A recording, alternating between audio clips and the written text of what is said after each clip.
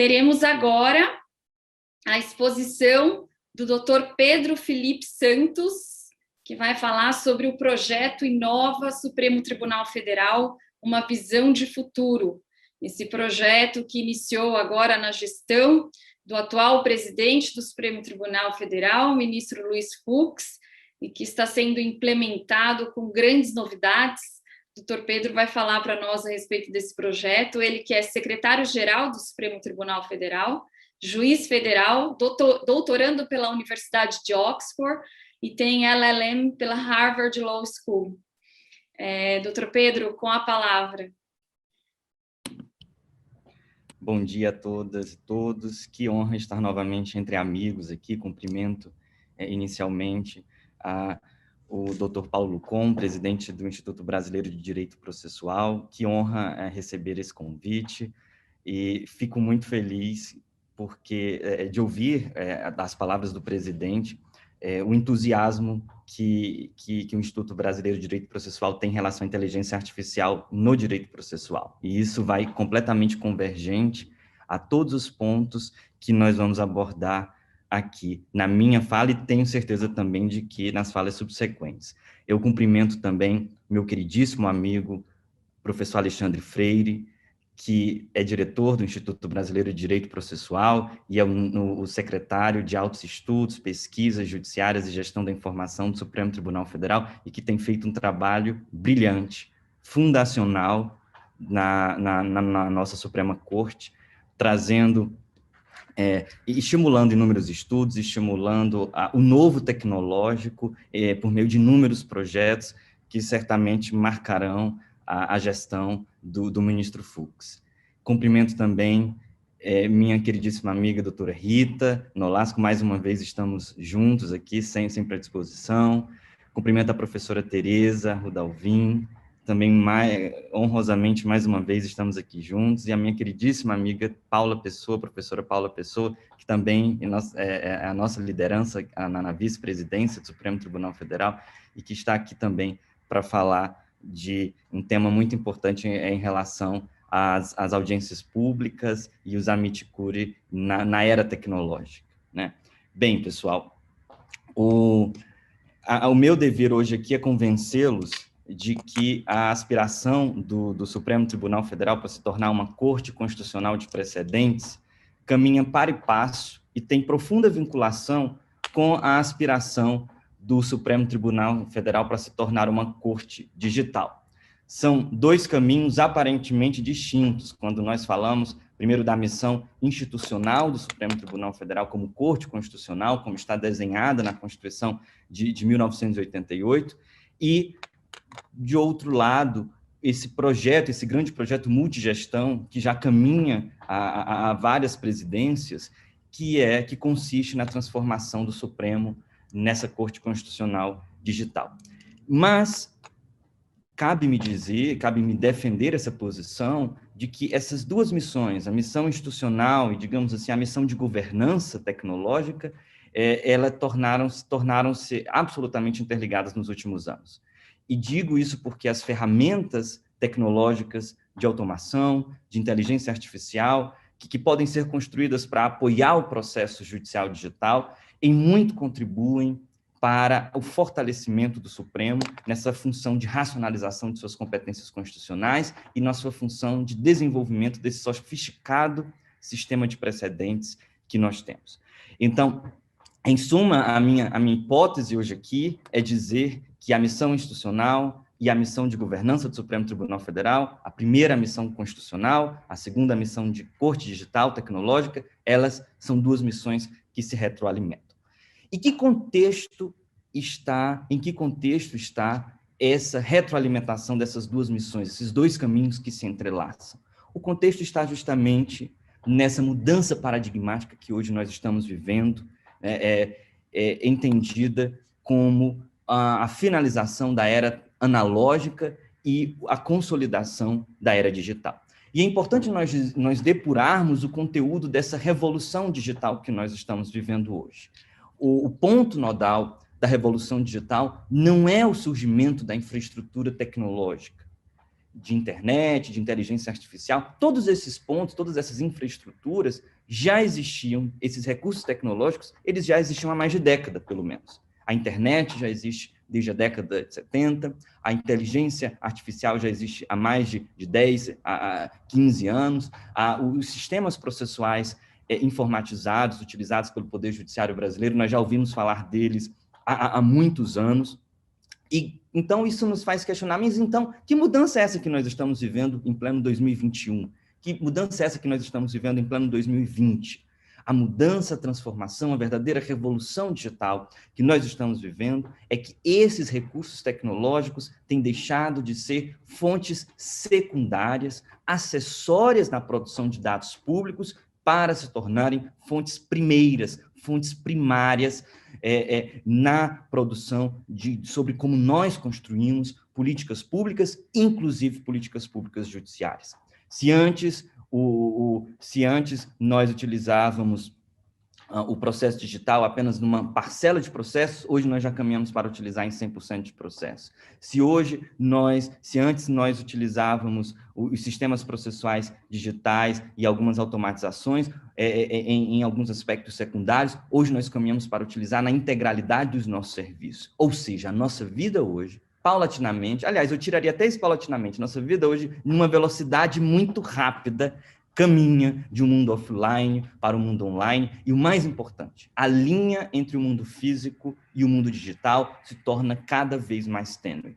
Eu lembro que eu li um texto do The New York Times há anos atrás, ele falava, se você quiser ficar fora da revolução digital, simplesmente desconecte-se, né? Porque hoje é impossível estar fora dessa transformação. E hoje eu diria, é praticamente impossível desconectar, porque se você desconecta os seus próprios aparelhos, você está conectado de alguma forma, você está inserido numa cadeia macro em que você está sendo figurado, você está sendo tematizado o tempo inteiro. Ou seja, o ciberespaço está se tornando realmente o nosso espaço físico.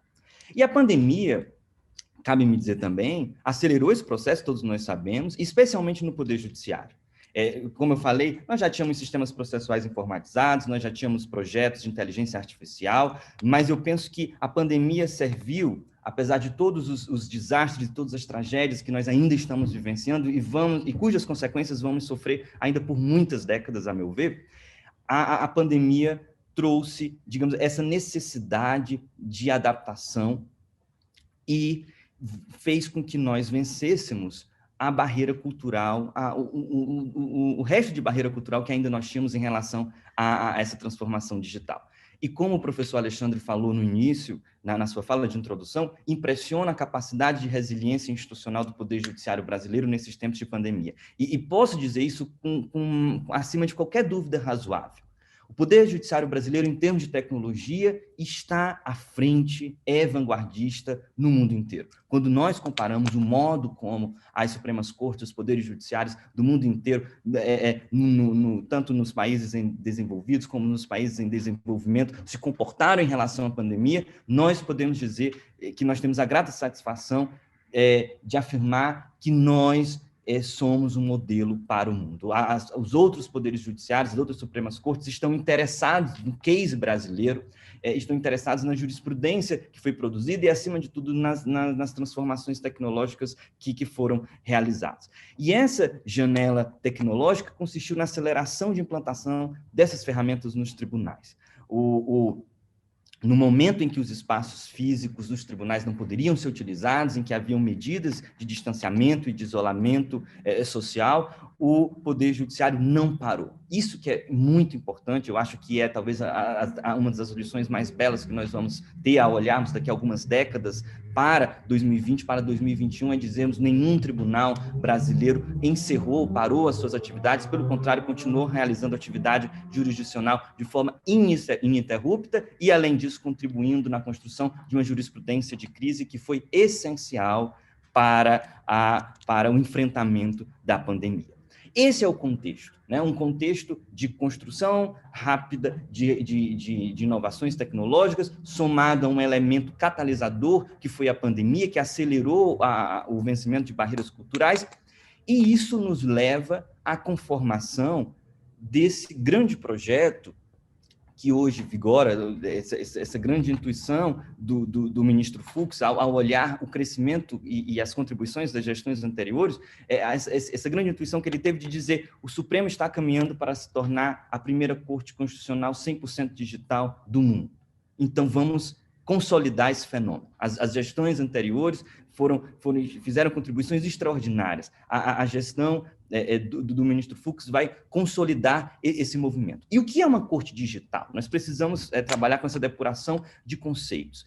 Isso nos leva a Susskind, né, professor da Universidade de Oxford, que alguns anos atrás vaticinou que os fóruns deixariam de ser espaços físicos para se tornarem serviços prestados online. Eu confesso que quando eu li isso pela primeira vez, eu tomei um susto, eu fui tomado pela surpresa e falei assim, isso não vai acontecer nos próximos 10 anos. Li isso antes da pandemia. E hoje nós estamos vivendo isso como uma realidade, né? Como se diz...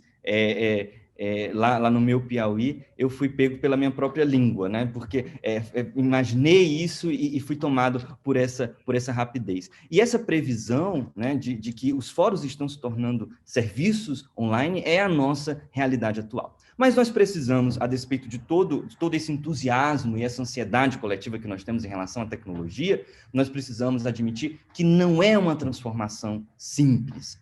O movimento de virtualização das cortes do Brasil já começa desde a década de 90, nós não podemos esquecer a vanguarda da Justiça do Trabalho em relação a isso, a vanguarda de alguns tribunais, como o Tribunal Regional Federal da 4ª Região, em relação a isso, que foram os primeiros a iniciar a digitalização do acervo e a automação de procedimentos.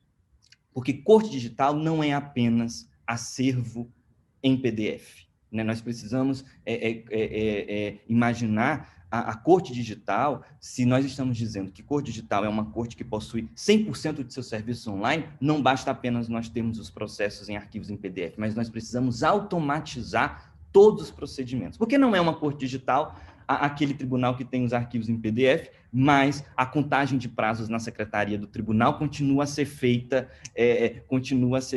manualmente de forma artesanal. Isso ainda não é uma corte digital, mas a corte digital, a partir do momento que nós vamos mapeando todos os processos de trabalho, interno e externo, o modo de contato com a comunidade, com o público, com o usuário, e nós vamos transformando todos esses serviços em serviços que podem ser acessados e podem ser utilizados de qualquer lugar do mundo, e isso nós estamos, então, caminhando para dizer que realmente temos uma corte digital.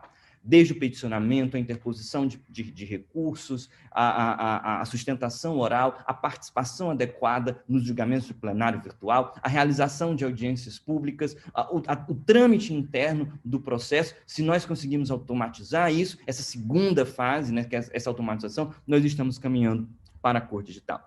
E, após esse processo de automação, nós vamos trabalhar com a sofisticação da inteligência artificial, que o professor Paulo Lucon brilhantemente, sobre o qual o professor Paulo Lucon brilhantemente falou, em que nós vamos alinhar a inteligência humana e a inteligência artificial para dinamizar a gestão desses serviços e criar uma central de inteligência que possa amparar a realização desses serviços. Mas nós não podemos deixar de pensar, é uma transformação extremamente complexa, convive com uma série de problemas. Desigualdade tecnológica entre regiões, altos custos de infraestrutura tecnológica, dificuldade e necessidade também de regulamentação, necessidade e dificuldade de uniformização dos sistemas utilizados pelos diversos tribunais. Enfim, nós não podemos deixar de falar do entusiasmo da Corte Digital sem trazer como reflexão diversos desafios, eu chamo de desafios porque nós precisamos vencê-los,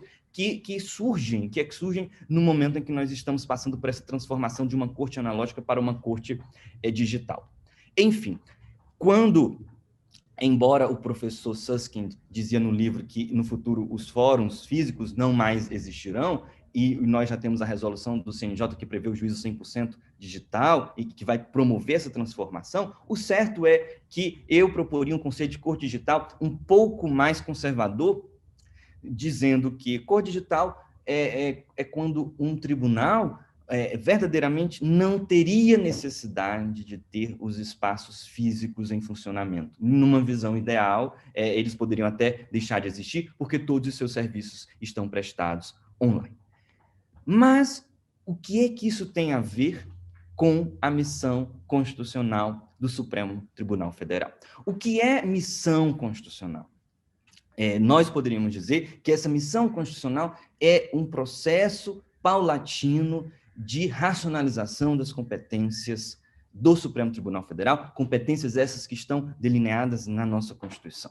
E essa construção desse senso de missão, como a professora Kathleen Talen, do MIT, uma das profundas pesquisadoras sobre institucionalismo, fala que toda instituição, ela surge a partir de um complexo normativo, mas ela toma vida ao longo do tempo, porque os habitantes dessa instituição, seja os habitantes permanentes, os habitantes transitórios, os usuários, as pessoas com quem essas instituições se interagem, possuem comportamentos próprios, comportamentos estratégicos que geram complexidades, que vão conduzindo o comportamento dessa instituição para, muitas vezes, situações e trajetórias um pouquinho distintas daquilo que originalmente planejado. E quando nós olhamos a trajetória do Supremo Tribunal Federal nesses 30 anos de república, nós vamos ver uma corte que surge como eminentemente recursal e ela paulatinamente vai se transformando numa corte constitucional. E hoje o senso de missão construído no Supremo Tribunal Federal, esse senso de missão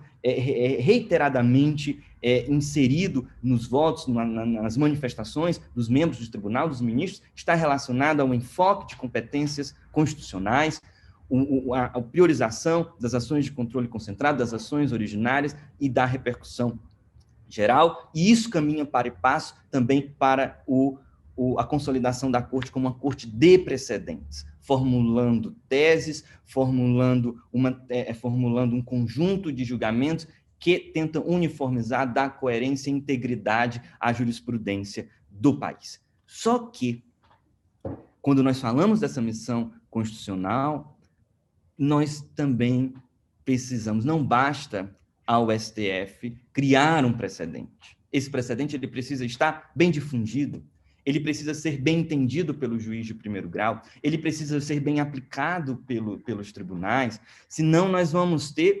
uma disfuncionalidade. Diminui-se o número de recursos extraordinários, mas aumenta-se exponencialmente o número de reclamações, aumenta-se a formulação de teses em controle concentrados, formulam-se mais súmulas vinculantes, julga-se mais repercussão geral, mas aumenta-se o número de reclamações porque as instâncias não estão compreendendo bem os precedentes e, portanto, as pessoas precisam acessar o tribunal de alguma forma para que o precedente seja bem aplicado. Ou seja, nós já temos hoje um sistema sofisticadíssimo de precedentes em matéria processual. E a professora Tereza está aqui para confirmar, espero, que normativamente. Mas existe uma outra etapa, que é a etapa de governança, que contribui muito para que esse sistema, para que as engrenagens desse sistema funcionem maravilhosamente bem. E a tecnologia é imprescindível para isso, para o gerenciamento desse senso de missão, que demanda a produção de um Big Data, que permita à corte escolher direções que estejam embasadas empiricamente. Eu lembro que nós estávamos fazendo reuniões na época da transição de gestão, e nós nos questionávamos, nós precisamos de instrumentos que nos permitam mapear, por exemplo, quais são os dispositivos constitucionais que mais fundamentam recursos extraordinários? Quais são os precedentes do tribunal que são alegadamente mais violados nas reclamações constitucionais? Quais são as legislações que mais foram impugnadas em ações de controle concentrado? Quais são os temas mais recorrentes? Qual o volume de citações de estudos apresentados pelos amici curiae nos julgamentos do Supremo Tribunal Federal? Ou seja, ainda existe, nós já evoluímos muito, mas nós precisamos reconhecer que ainda existe um flanco, uma oportunidade enorme de uso da tecnologia para o fortalecimento, não apenas do STF como corte digital, porque nós não estamos aqui por a digitalização, ela não vem por um mero diletantismo, ela vem para apoiar a função institucional maior do tribunal, que é uma corte constitucional de precedentes. E nós estamos a concluir sempre, sem dados consistentes, não há produção de políticas judiciárias consistentes. E com base nesse mapeamento de riscos, de problemas e de oportunidades, surge a ideia do Inova STF,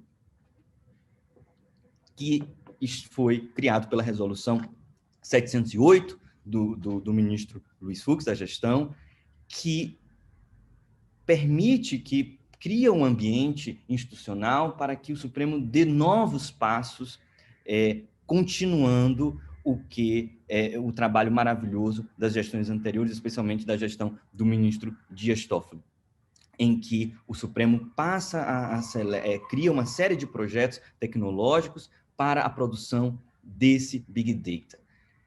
E a ideia é muito simples. Embora, em termos de administração pública, pareça ser um pouco revolucionária, mas a ideia é muito simples. Nós vamos colocar no mesmo espaço, dialogando, numa perspectiva multidisciplinar, numa disciplina orgânico-interativa, desenvolvedores, cientistas da computação, intercambistas acadêmicos nacionais e internacionais, técnicos jurídicos, assessores de gabinete, estatísticos, gerentes de projetos, como incubadora, né? Nós vamos reunir todas essas expertises, vamos elencar os projetos estratégicos do tribunal e desenhar um modelo de trabalho que facilite esse intercâmbio e acelere essa produção. E dentre esses projetos,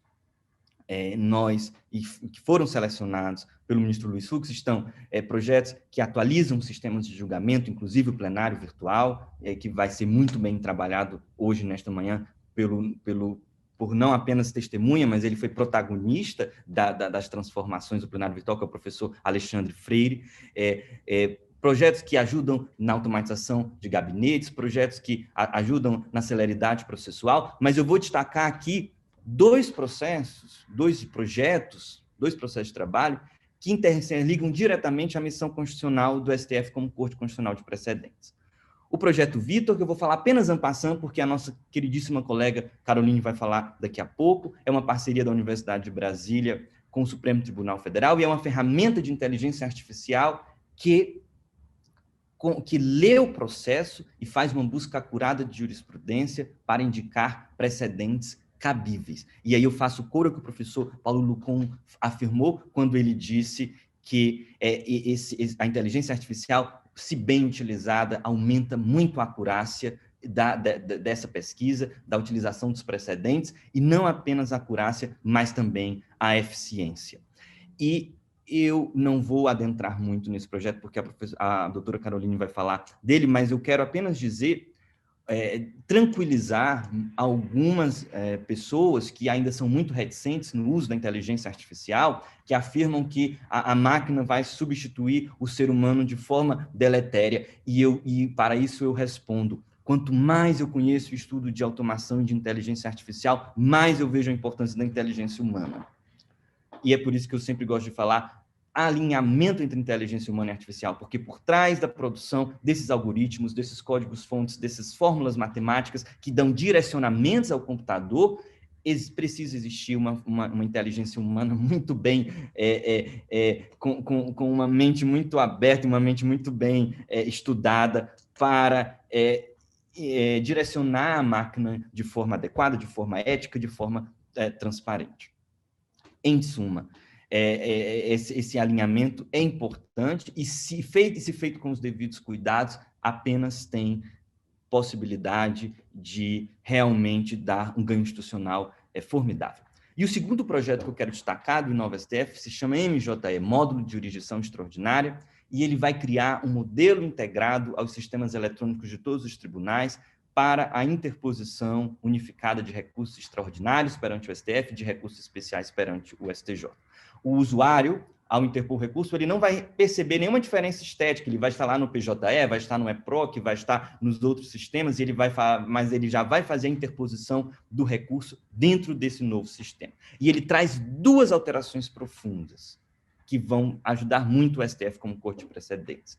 Primeiro, o sistema vai conseguir, por meio desse sistema, nós estamos levando aos tribunais de segundo grau do país todas as ferramentas de automação e de inteligência artificial que foram desenvolvidas nos últimos anos pelo STJ e pelo STF, como os questionários eletrônicos para análise de admissibilidade, as inteligências artificiais, no caso, o projeto Vitor do STF, o projeto Atos do STJ, e isso vai ajudar muito a racionalização das atividades de admissibilidade realizadas pelas presidências e vice-presidências dos tribunais do país. E o segundo ponto, que eu acho que esse é o mais importante, esse sistema, como ele interliga todos os tribunais, e ele permite a coleta de dados estruturados, de metadados em relação aos recursos extraordinários e especiais que são interpostos nos tribunais de segundo grau, esse sistema vai permitir a coleta de dados em nível nacional e em tempo real sobre os movimentos de litigiosidade no Brasil inteiro. Então, o STF e o STJ vão saber ex ante quais os temas e controvérsias mais veiculados em RESPs e IRS naquele momento. E isso, a meu ver, será um turning point no gerenciamento de precedentes no Brasil, porque permitirá ao STF e ao STJ construir melhor sua agenda de julgamentos, verificando temas mais urgentes, antes da multiplicação de processos. Ele vai poder, desde logo, perceber que determinado tema está eclodindo com mais vigor no TRF1, no TRF3, no TJ de Minas, já consegue mapear dentro do tribunal, no próprio Supremo, se existe algum recurso extraordinário, se verifica se há repercussão geral, reconhece se afeta-se aquele tema, ou desafeta, ou então reconhece a ausência de repercussão geral nessa modalidade que o Supremo criou em 2020, seleciona-se o representativo da controvérsia, sobrestam-se no Brasil inteiro, a depender da urgência, já pode se colocar no plenário virtual com uma certa agilidade, porque o plenário virtual permite essa celeridade de julgamento, ou seja,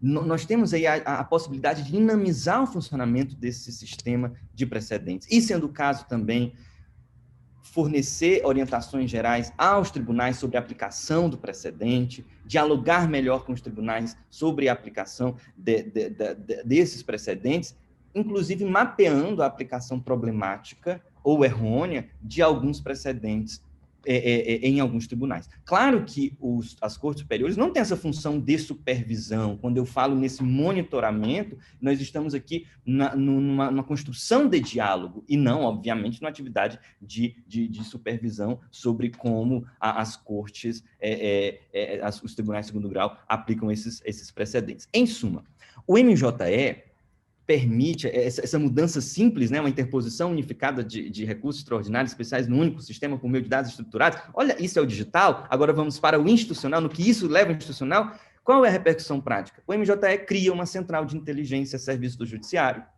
trazendo dados empíricos para um melhor gerenciamento de precedentes no país. E a repercussão prática disso é o melhor gerenciamento de precedentes, o número de processos que chegam desnecessariamente ao STJ e ao STF reduz, permite-se ao tribunal devotar seus esforços jurisdicionais para a sua missão constitucional, permite-se que a própria jurisprudência do país como um todo tenha, digamos, um incentivo institucional de coerência e de estabilidade.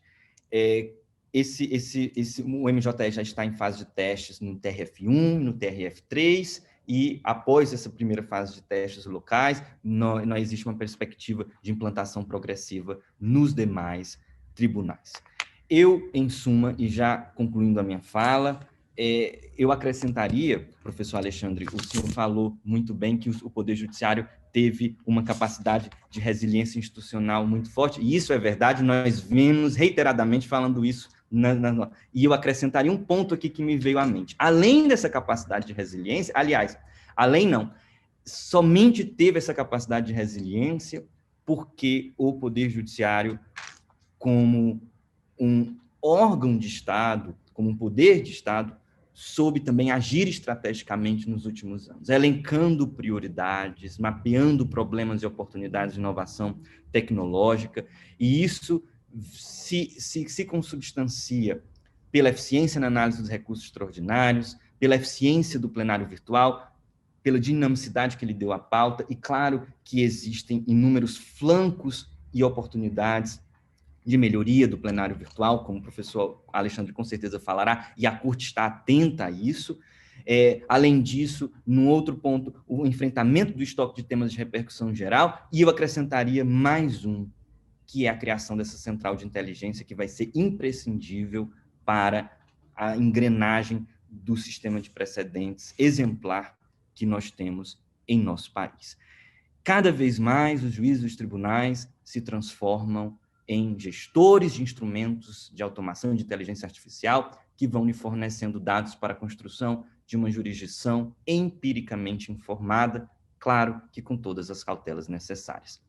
É esta a minha apresentação de hoje. Agradeço mais uma vez ao Instituto Brasileiro de Direito Processual pela enorme oportunidade de estar aqui, de trazer esta mensagem da Corte e dizer que nós estamos trabalhando duro para que essas inovações tecnológicas se traduzam em concreta efetividade e qualidade jurisdicional. Muito obrigado. Excelente exposição, doutor Pedro, como já esperado. Tenho acompanhado já o doutor Pedro em alguns eventos, realmente fala de forma muito clara, muito dinâmico, trazendo aí todas essas novidades que estão sendo implementadas no Supremo Tribunal Federal. E como ele bem colocou, a novidade não são os recursos tecnológicos, né? Eles já existem aí há muitos anos.